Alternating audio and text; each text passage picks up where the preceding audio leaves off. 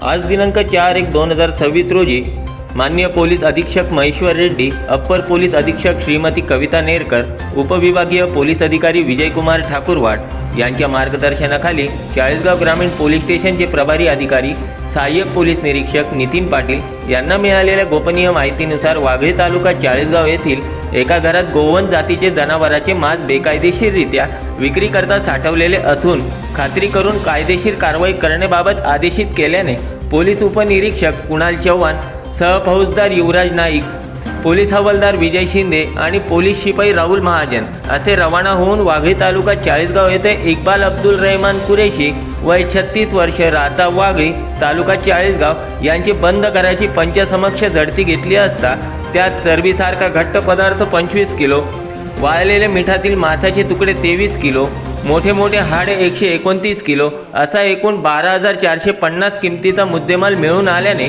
तो जप्त करण्यात आला। त्याचे ताब्यातील मांस हे गायीचे व बैलाचे असल्याचे आरोपीने कबूल केले आहे। सदर मांसातील 3 नमुने रासायनिक तपासणीकरिता पशुवैद्यकीय अधिकारी चाळीसगाव यांच्या मदतीने सीलबंद करून ताब्यात घेण्यात आले आहेत। नमूद आरोपी विरोधात चाळीसगाव ग्रामीण पोलीस स्टेशन येथे गुन्हा दाखल करण्यात आला असून आरोपीस अटक करण्यात आली आहे। गुन्ह्यातील पुढील तपास पोलीस हवालदार विजय शिंदे हे करीत आहेत। Chalisgaon speed news, Chalisgaon.